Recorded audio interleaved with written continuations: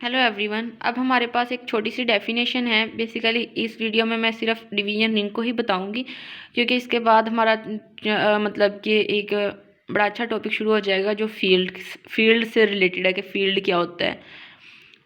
तो फिर इस वजह से मैंने सोचा है कि मैं इसको पहले ही करवा देती हूँ। अब डिवीजन रिंग क्या होती है, डेफिनेशन लिखते हैं कि a ring R with identity, कि हमारे पास कोई रिंग आर है, उसमें आइडेंटिटी प्रेजेंट है, यानी कि मोनोइड ग्रुप है अंडर मल्टीप्लिकेशन। अब उसको कहेंगे इज कॉल्ड डिवीजन रिंग। अब हमारे पास वो डिवीजन रिंग कब बनेगी, इफ़ एवरी, बड़ी इजी सी डेफिनेशन है कि if every non zero element, if every non zero element of R has multiplicative inverse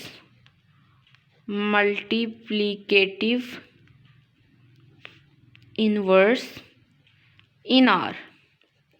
इससे अगर आप थोड़ा सा रिमाइंड करें कि हमने जो पहले यूनिट की डेफिनेशन की थी वो भी ऑलमोस्ट यही डेफिनेशन थी, ठीक है।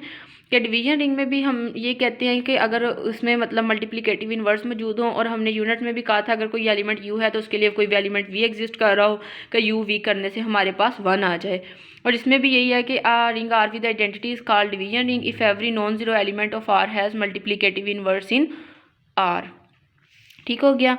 अब अगर इसकी हम एग्ज़ाम्पल्स में देखें तो इसकी एग्ज़ाम्पल्स कौन कौन सी बनेंगी, वही एग्ज़ाम्पल्स पहले भी कर चुके हैं कि रियल्स हो गए हमारे पास, रैशनल्स हो गए, कॉम्प्लेक्स नंबर हो गए, और मॉड्यूलो क्लासेस हो गई जब पी प्राइम होता है, ठीक है।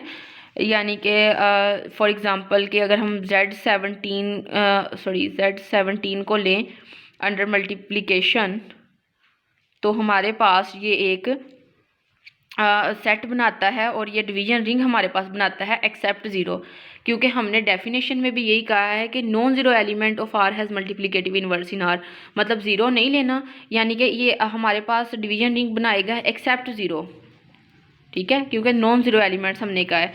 तो डेफिनेशन आपको आई होप के क्लियर होगी कि a ring with identity is called division ring if every non zero element of R has multiplicative inverse in R. Thank you.